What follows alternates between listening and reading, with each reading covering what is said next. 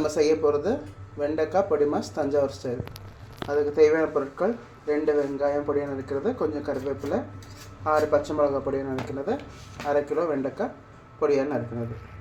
அது இல்லாமல் தேவையான அளவு எண்ணெய், கடுகு, கடலைப்பருப்பு, கொஞ்சம் தேங்காய் பூ. சூடு பண்ணிட்டு தேவையான அளவு கொஞ்சம் எண்ணெய் விட்டுக்கோங்க. கொஞ்சம் கடுகு,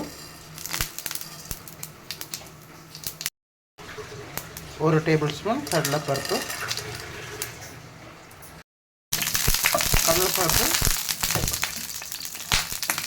பொரிஞ்ச உடனே வெங்காயம் பச்சை மிளகாயை சேர்த்துக்கோங்க. வெங்காயம் பச்சை மிளகாய் சேர்த்து நல்லா வதக்கி விட்டுக்கோங்க. கருவேப்பிலை இப்போ போட வேணாம், கடைசியாக போடணும், அப்போ தான் வாசனையாக இருக்கும்.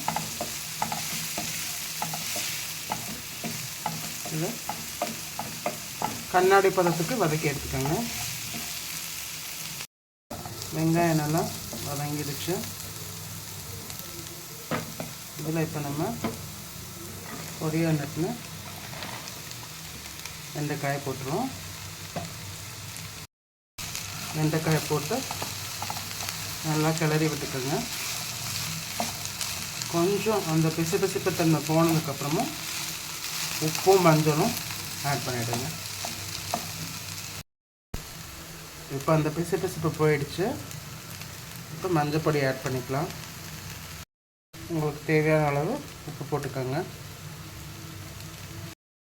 இப்போ ஒரு கொஞ்சம் நேரம் 7 to 8 minutes மூடி போட்டு சிம்மில் வச்சிடலாம்.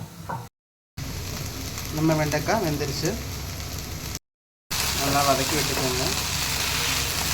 எண்ணெய் பத்திரம் நான் கொஞ்சம் எண்ணெய் மட்டும் ஆட் பண்ணிட்டேன், இல்லைன்னா அடி பிடிச்சிடும்.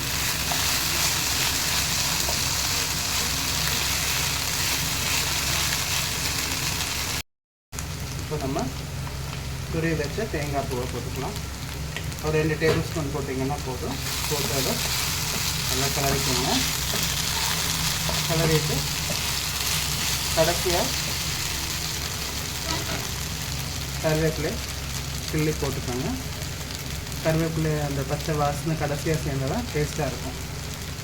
ஒரு 2 நிமிஷம் நீங்கள் கலர்னீங்கன்னா உங்களுக்கு டேஸ்டியான தஞ்சாவூர் ஸ்டைல் வெண்டைக்காய் பொடி மாஸ் தயார்.